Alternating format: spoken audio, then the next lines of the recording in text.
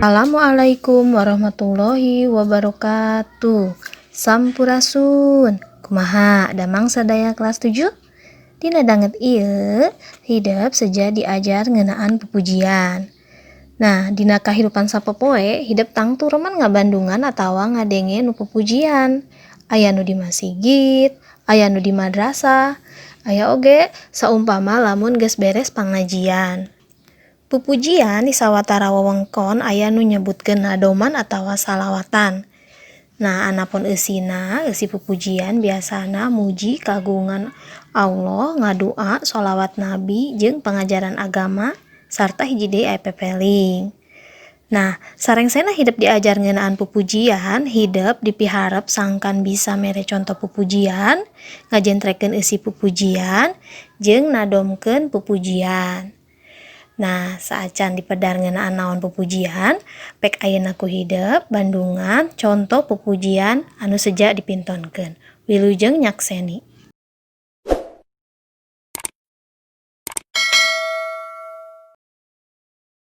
Bismillahirrahmanirrahim.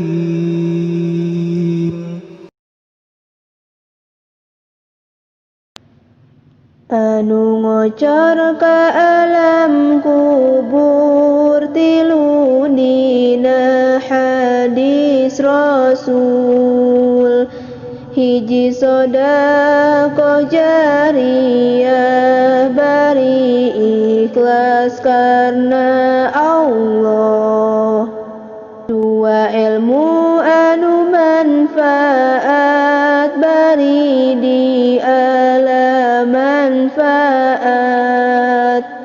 tilu putra anu soleh ngaduakeun teu weleh-weleh, dosa urang lamun ditimbang ibarat budah lautan, ibarat gunung nu luhur sarta meuni ageng pisan.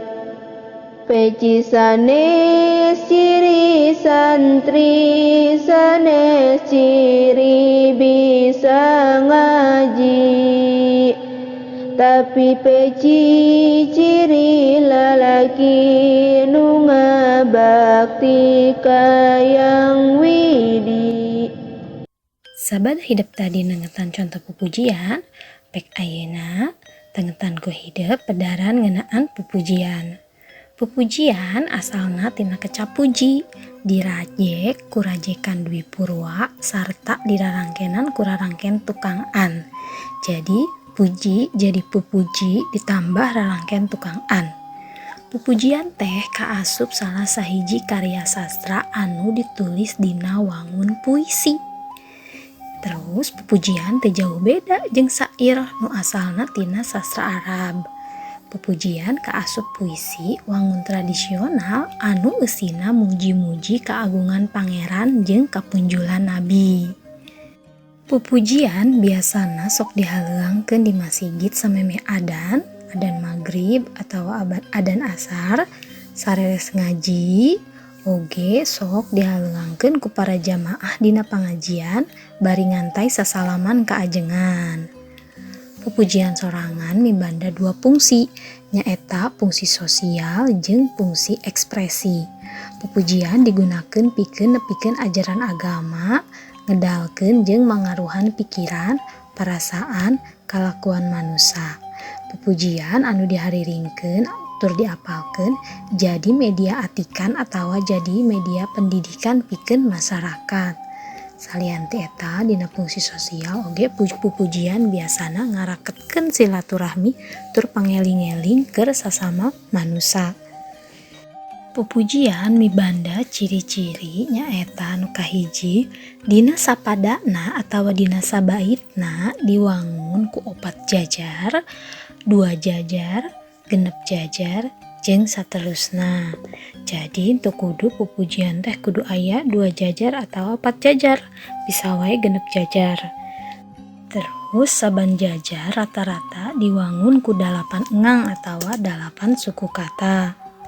Contohna Gusti urang sarerea itu 8 suku kata. Kangjeng Nabi anu mulya, Muhammad jenenganana, Arab Quraisy nya bangsana. Nah itu anu dimaksud 8 engang.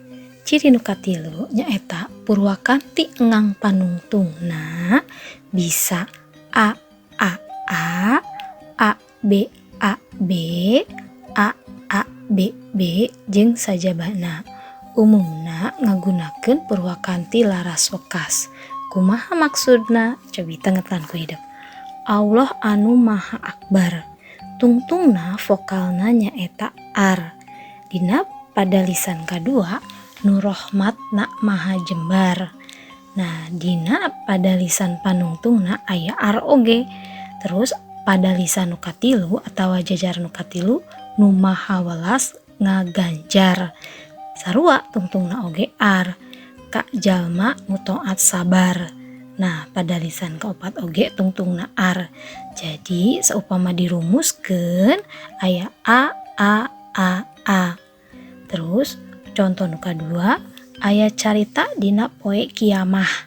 Nah dina pada lisan kahiji atau jajar kahiji tungtungna ah. Terus aya umat 2 gunduk. Dina pada lisan kadua tungtungna uk. Dina pada lisan katilu sagunduk umat doraka tungtungna a. Sarua jeung dina pada lisan kahiji tungtungna a. Pada lisan kaopat henteu bisa laju. Nah di dieu tungtungna u. Sarua jeung dina pada lisan kadua. Jadi polana atawa rumusna nyaeta a b e. Pada lisan kahiji a sarua jeung pada lisan katilu a. Pada lisan kadua b sarua jeung pada lisan kaopat b. Contoh nu katilu tina talapok kukuna tungtungna a. Pada lisan kadua seuneu muncrat cahayana tungtungna sarua a. Dina pada lisan katilu dina musuh nyerbu musuh, dina waktu nyerbu musuh tungtungna u. Berarti polana b. Pada lisan kaopat ngajoragna waktu subuh, berarti tungtungna b. Nah dumasar eusina pupujian dipasing-pasing jadi sababaraha hiji. Di antarana nyaeta nu kahiji aya muji keagungan pangeran. Contohna nyaeta Allah anu Maha Akbar, nu rohmatna maha jembar, nu maha welas ngaganjar ka jalma nu taat sabar.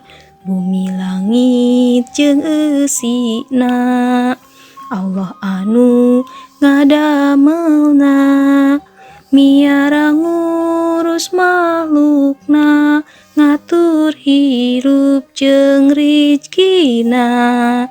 Sim abdi muji ka Allah, resep jeung isin ku Allah, nedapi tulung ka Allah, ngaharep rahmati Allah. Pupujian nu kadua nyaeta pupujian nu eusina doa jeung tobat. Kieu contona.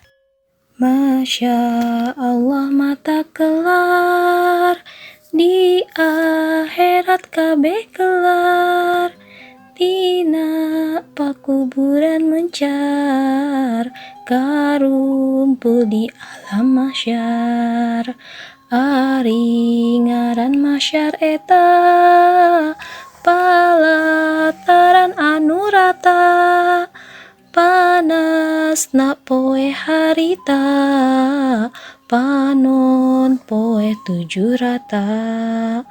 Ya Allah geuning teu nyana, kutan kieu karasana, jalma nu gede dosana, sangsara salamina.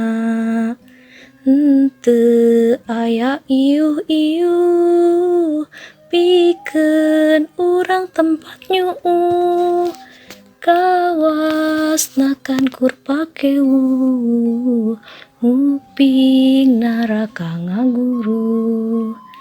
Nah, pupujian anu katilu nyaeta pupujian sholawat atawa sejarah Nabi. Contohna nyaeta Gusti urang sarerea Kangjeng Nabi anu mulia Muhammad jenenganana Arab Quraisy bangsana Ramana Gusti Abdullah Ibuna Siti Aminah dibabarkeuna di Mekah wengi Senen tahun gajah Robiul Awal bulanna tanggal ka-12na April bulan Masehina tanggal ka-20na. Nah, pupujian anu kaopat nyaeta pepeling.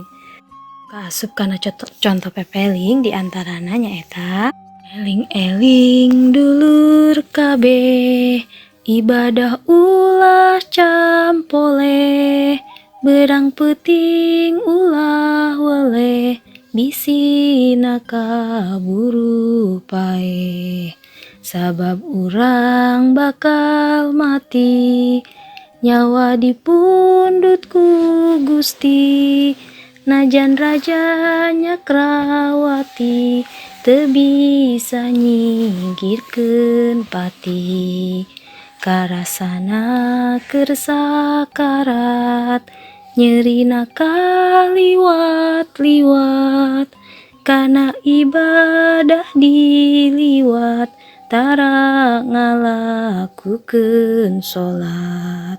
Genep nyaeta pupujian anu eusina ajaran agama biasana ngeunaan sholat, wudu, puasa, jeung sajabana.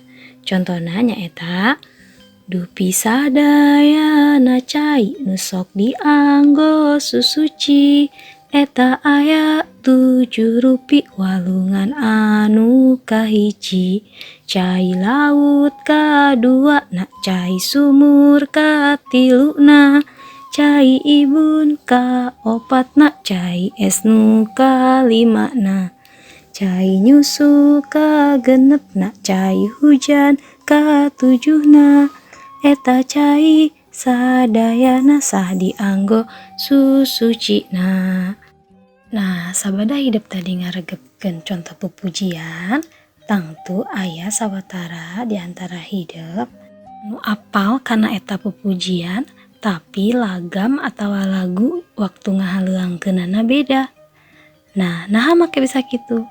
Dina pupujian taya patokan anu baku pikeun ngahaleuangkeunana atawa lagamna taya anu baku.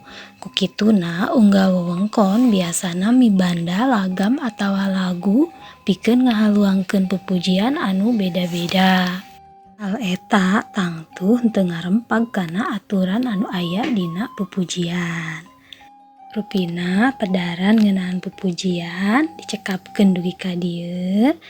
Mudah-mudahan hidup geus moal biruk deui kanu ngaranna pupujian. Hatur nuhun kana perhatosanana. Wapunten samudaya kalepatan. Wabillahi taufik wal hidayah. Wassalamualaikum warahmatullahi wabarakatuh.